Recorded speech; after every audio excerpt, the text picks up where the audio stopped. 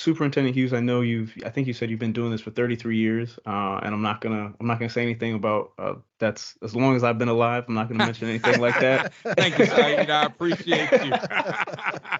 But what one question I had is, how do you hope educators will use technology over time? How do you think that is already evolving, and what are, is there any way that you really hope it continues to evolve or change? Absolutely. And when you talk about evolving and Hmm. evolution, literally, I was a business education major. And Hmm. as a teacher, I taught business machines, typing, basis of computers, things of that nature, the calculator. Hmm. 33 and a half years ago, that's what I started out teaching. And business Hmm. law and management, which I love, taught math as well.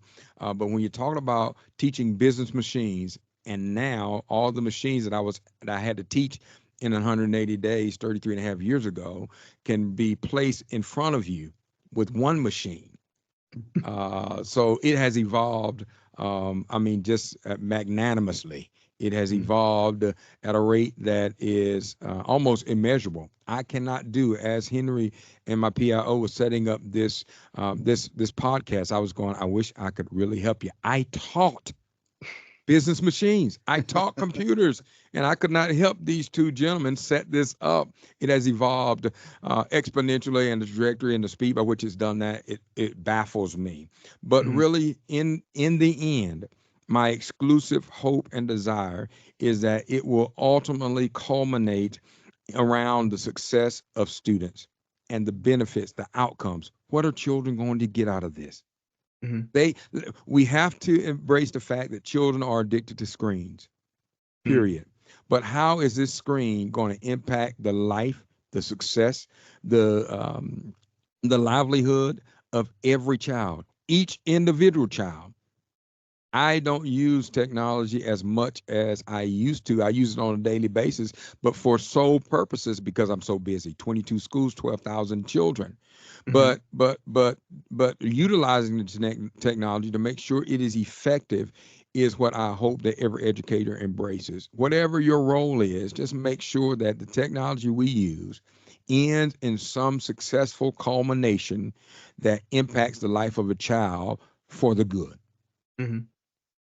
And Henry, I guess, is your kind of what you've seen kind of the same? I think you started on the server and the database side, correct? When you were in like your early years as an IT professional.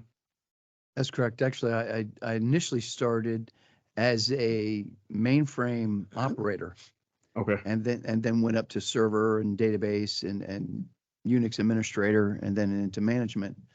But like the new technology that's coming, and the big buzzword right now is AI, artificial learning, Hmm. machine learning. Those are the new tools for the future, and that we have to grasp those tools Hmm. and make sure that we're utilizing those properly so that kids are using them in a way that's proper. Just like when we started this digital age, when computers and the internet came out, we have to be able to teach the students how to be digital citizens.